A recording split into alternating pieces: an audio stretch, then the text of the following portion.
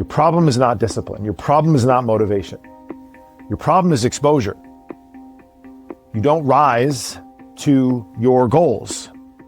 You default to your standards. Your standards typically are heavily influenced by your environment.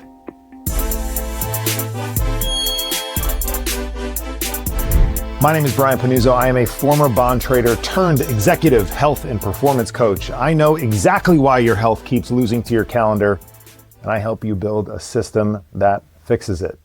I know your world as a financial professional because I lived it from the inside for 20 years. Welcome back to the show. This is the Success Lab Podcast, and I am your host, Brian, and I appreciate you being back with me. And we are going to talk about environment this week. It's a topic that I am a big fan of. I am very familiar with because I've, again, been in environments that have not been conducive to change, to elite performance in one area of my life versus another. Think elite professional, below average personal, right? I lived that life for a long time. And I want to talk about the power of environment because it can be this like vibey, woo-woo topic that I think a lot of tough guys like me like to just push to the side and be like, nah, bro, that's not it because that's some bullshit anyway. And I want to take it from out of the clouds, as they say, down into the dirt and get very tactical and away from this airy-fairy, vibey concept, right? I want to get super tactical. I want to talk about inputs that drive outputs for you. Because if we don't define specific things that we're talking about and ideas, tactical ideas for you, you guys know me, I'm about that action. I hope you know me. If you don't know me, you're only here for a short period of time, and so welcome to the show. And if you have been here for a long time, I appreciate you as well. But if you don't know that about me, I like to take action. I am an action taker. All right. I don't do well with theoretical stuff. I want to get my hands dirty. I want to get a list done. I want to cross stuff off. I'm a doer of things. Give me a list. I'll come back with it done, waiting for the next set of instructions. And so I hope that you leave this short conversation with some things to do. All right. Because what I hear so much from guys like you is that you just need more discipline. I just need to get more motivated, right? I need to have more discipline. You don't. Your problem is not discipline. Your problem is not motivation. Your problem is exposure. You don't rise to your goals. You default to your standards. Your standards typically are heavily influenced by your environment. If you want to simply upgrade your performance, just go find a group of people whose standard operating procedures are your desired result. If I want to make millions and millions and millions of more dollars, I should go hang out with people who have millions and millions and millions of more dollars than I do. Because I'm going to just start to soak up things that they do like a sponge. The way they operate their life is going to become standard for me. And one of the most basic human needs is to be in congruence with the circle of people that we are surrounding ourselves with. I'm sure we can all think about those couple of friends we've had in our lives. Maybe they've been from high school or childhood, or maybe they were early on in your professional career. You guys were on the come up together. When you realize that at some point, maybe they're in your life right now. Actually, not maybe. They are in your life right now. That's what this whole damn episode is about. Is evaluating your environment, not just people, because we're going to go over a few different ways your environment can impact you and does impact you. But I'm sure you can think of some of those people where you've just felt this like need, be like, dude, this guy is such a drag. He's just constantly talking about, remember when. Tony Soprano said the lowest form of conversation is remember when. Remember when we did this. Remember back in the day when we had this. I don't want to surround myself with anyone who talks about remember when. Do I want to remember, some fun stuff that I used to do, some idiotic stuff that we used to do, some of the early days back on the desk? Yeah, 100%. But do I want that to frame like every conversation that I have? No, not even close. Not even close. So we have to set up our environment in order to be a tailwind and not a headwind. And I realized long ago that I had too many headwinds in my life. They pop up from time to time still, but I'm constantly curating them as much as possible to protect my energy, my time. Talked a lot about mental fitness recently, right? It's the curating of what comes into your brain. Well, we can curate things physically as well. We can spend time with certain people. We can watch certain things, do certain things. We can set up our environment maybe from a nutrition perspective. Try not drinking, hanging out in a bar. Try eating clean when you have shit all in your pantries. These are harder things to do. It doesn't make them impossible, but it makes it harder to do. And so let's break the concept of environment into 5 buckets, all right, that we can control. The first one's physical, okay? The next one is social. The next one is digital. The fourth is work. And the fifth is internal. And we're going to cover all of them quickly, and we're going to talk about what they are and some things that you can do. The first one that we're going to talk about is your physical environment. It's pretty self-explanatory. What is around you daily? Look around. What's around you?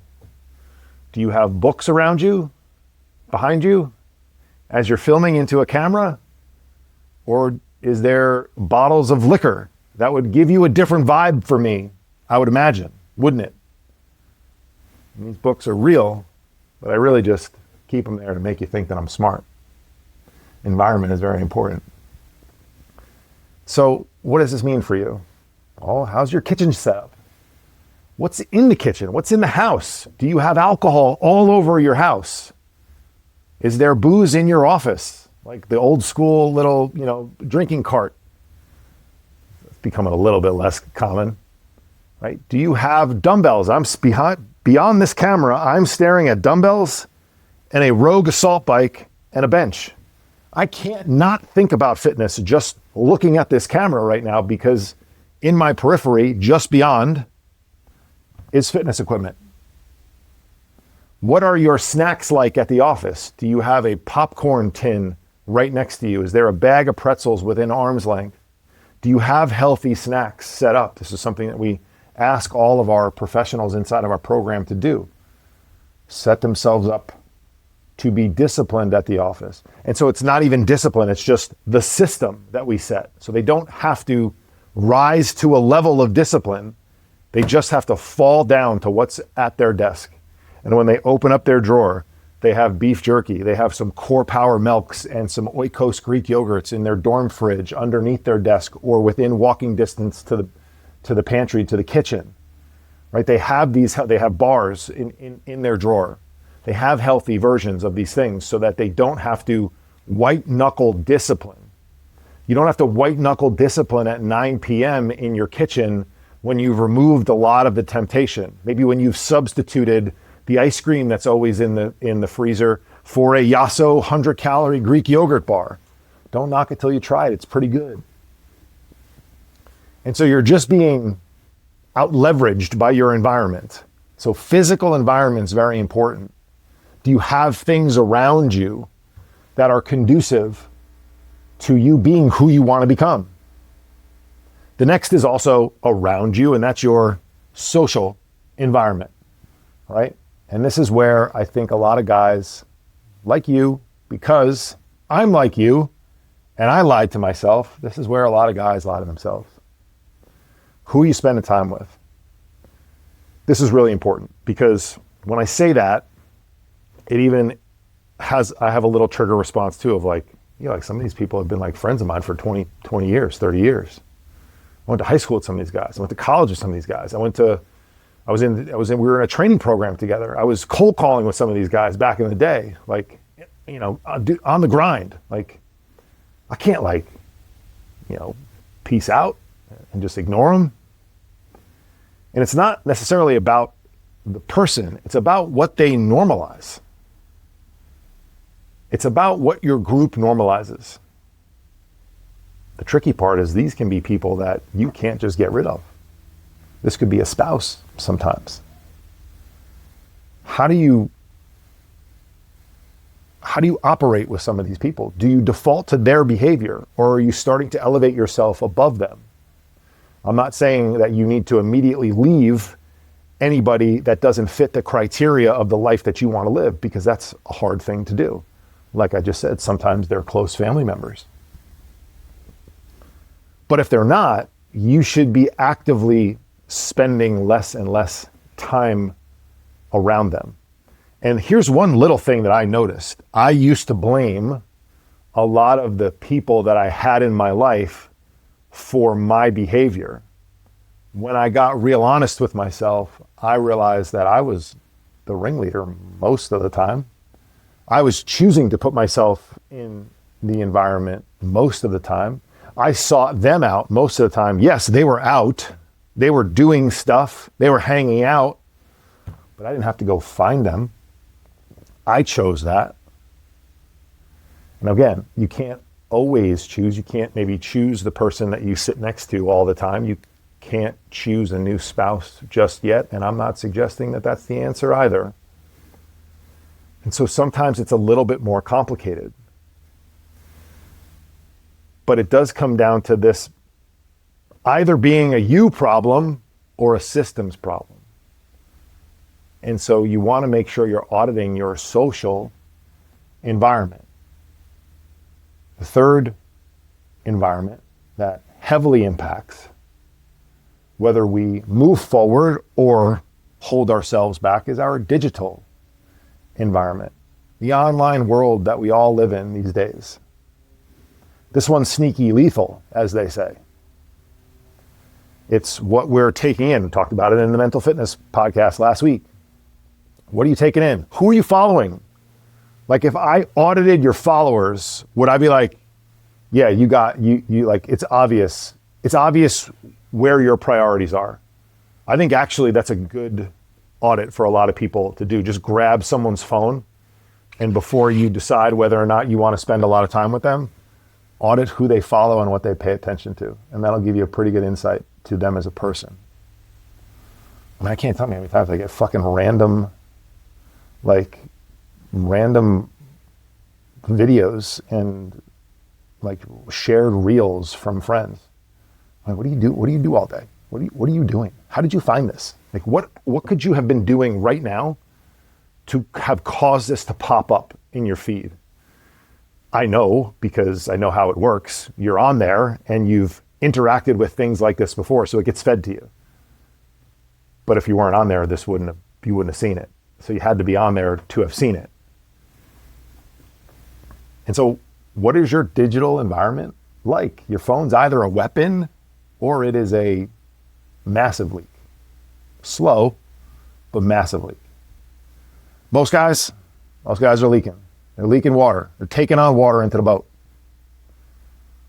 And so go back to last week's episode of the Mental Fitness Podcast and use some of the strategies that we talked about to curate your own environment, to make sure that you are taking control of what's coming in, and then actively focusing on things that you can do in order to upgrade your environment. All right, the fourth place that environment is holding you back, no doubt on this one. And this is a tricky one because it can be hard to adjust. I'm going to tell you sort of how we do it. I'm not going to give you all the details. Your work environment, all right? Your work environment is a huge one for you. Now, I'm not talking about the people that you sit around, and yes, those people do have an impact, but I'm talking about the environment that you operate in and around on a daily basis. Travel, client dinners, long hours, high stress, commutes, you know it. The issue is that you're using it as an excuse. The truth is that you have not engineered a system that helps you survive the environment. And not only survive, but allows you to thrive despite it. And that, my friends, is exactly what our program does for individuals just like you.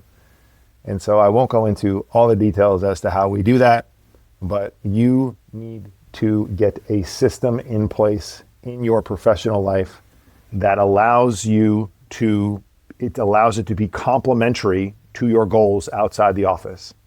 Because you do have processes, you do have systems in place for work. But once you try to bring the brand new you, right? The New Year's resolution you into the office, into your work life and environment, it blows up. It blows up.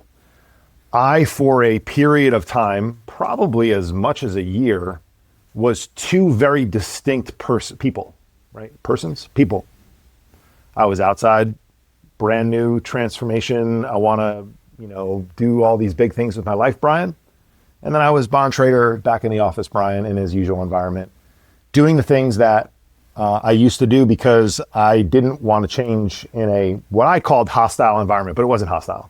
I'm the one who kind of made this story up that it was hostile. Nobody wants me to succeed. Everyone's sabotaging me. No one was freaking sabotaging me. I was sabotaging myself, right? They weren't like cheering me on. You can do it. But I also wasn't telling them what I wanted. I just was kind of showing up as my old version of me. I would every once in a while do something different. Somebody would ask me a question. I'd be like, no, I'm not doing anything. Right? Because they were curious, but I mistook that for them like busting balls and giving me a hard time. And so your work environment's going to be one that is difficult to change unless you have some real processes in place, unless you set a standard for yourself, unless you have a system, unless you have accountability.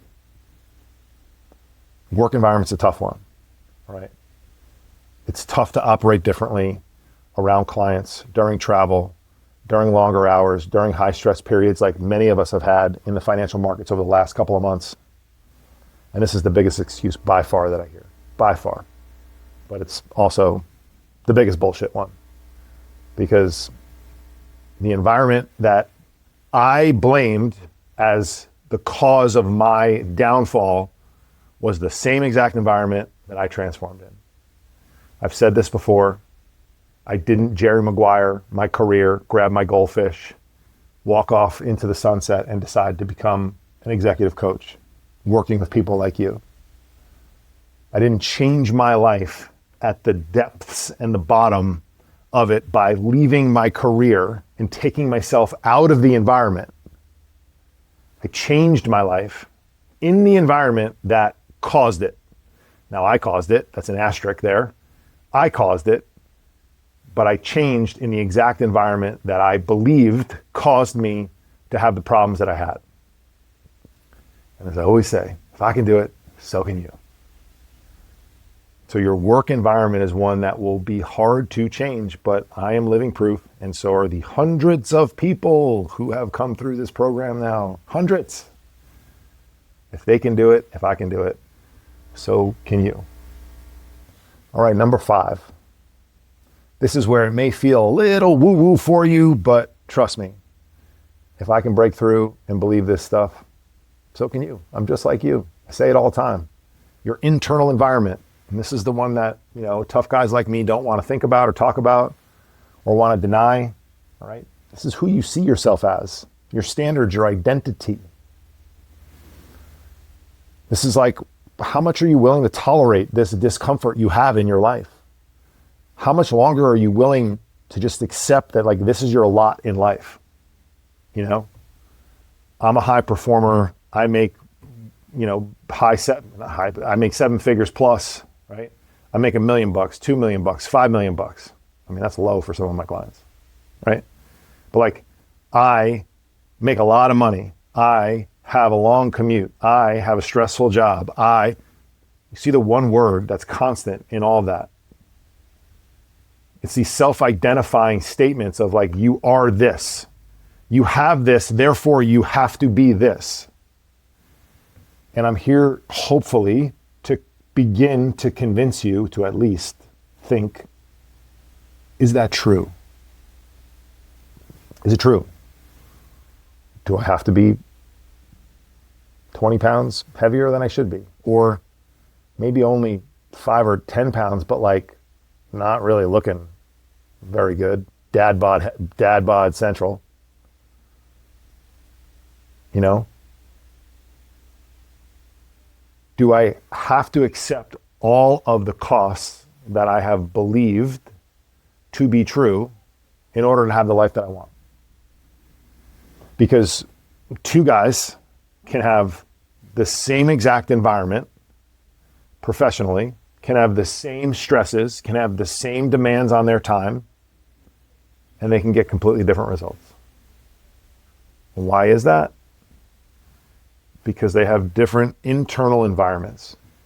And then they take that belief, they take that desire, and they transfer it to an action plan. And they go take action. Maybe they hire a coach like me who's been in their seat, who has a clearly mapped out and defined program to help you get to where you want to go. Or maybe they decide to go do it on their own. Or maybe they go to another program. Either way, they get the results, very, very happy.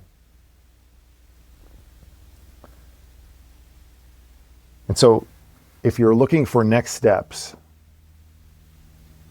and where you can separate yourself from everybody else who's just going to listen to this, say that's a good podcast, that's a good idea, I should, toxic word, I should do that. I should think more about that. This is where you can separate yourself from everyone else, all right? First of all, you got to stop blaming your environment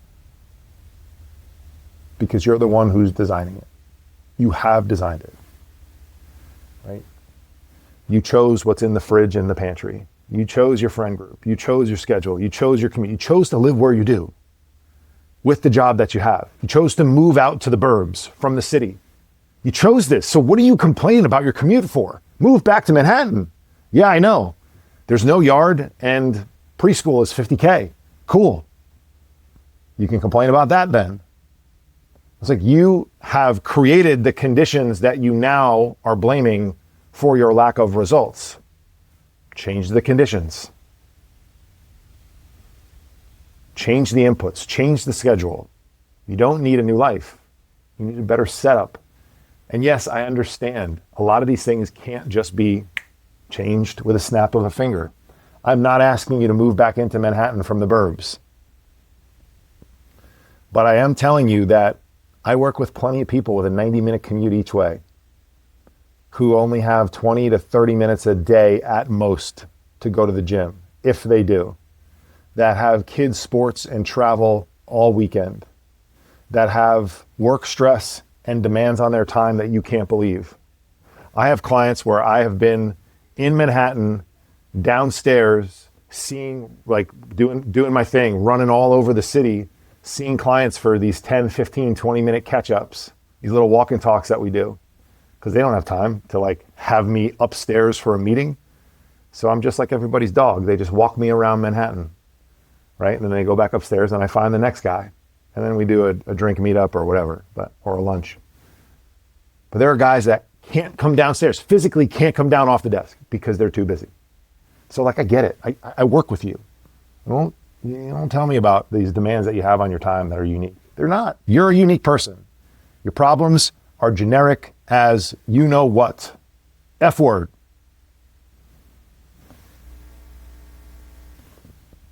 So have this framework. This is an executable framework for you. Audit your environment. Eliminate stuff. Get rid of stuff first. Replace it with things that may be more conducive. So if you don't want to eat shit at 9 p.m., get the shit out of your house. If you still are a child, I'm pointing right here, 2 thumbs. Who has 2 thumbs and loves dessert at 8:15 p.m. before he goes to bed? This guy. Replace it with something that's lower calorie, like the example I gave you with a Yasso Greek yogurt bar. I'd rather have 100 calories at 8 p.m. than 500 calories of Ben & Jerry's. Does the Ben & Jerry's taste better? Of course it does. Is the Yasso bar really good and close enough and not worth blowing up my entire day You just spent 14 hours executing, doing great, and then you blow it up in 45 minutes. You know how many times I've done that? Is that trade worth it? All day long. And so, yes, I am willing to accept a slightly less orgasmic experience in my mouth because it's Tuesday. All right? So audit what's helping, what's hurting, replace, remove the obvious friction. Sorry, that was eliminate. Eliminate, remove the obvious friction. Replace, upgrade, swap. I'm like a pro at this. I show clients inside the program how to do this, show you the how all day long. How you can upgrade your breakfast, how you can get more steps in, how you can get a quick 20-minute lift in, how I stay off my phone, shut off my phone at night, stop from doom scrolling, stay productive first thing in the morning and not get to emails and texts and all these things. Lastly, you got to reinforce. Audit, eliminate, replace, reinforce. Build systems. We are a system-driven program. You come in and you do what we do. Now, is it customized to you? Of course it is. It is fully customized to you. But it's chunk up one level and you're doing what everyone else does. Because without a system, it falls apart. And it will get hard. It'll get hard. Your environment is not a neutral thing. It's not Switzerland. It's either helping you move forward or it's pulling you back. There's no middle ground. There's no middle. If you enjoyed this one, please share it with somebody. If you haven't rated or reviewed the podcast in a while, that would be very meaningful and very appreciative for you to do. And if you have been thinking about talking to somebody to get some help, somebody who may just know a little bit about your life and the seat that you sit in and the stress that you have and the commute that you have and the travel that you do and the client dinners that you go to and the family weekends that you have, you can reach out to us, brian@thesuccesslift.com, or text me 917-709-4283. I appreciate you. We will see you back here next week.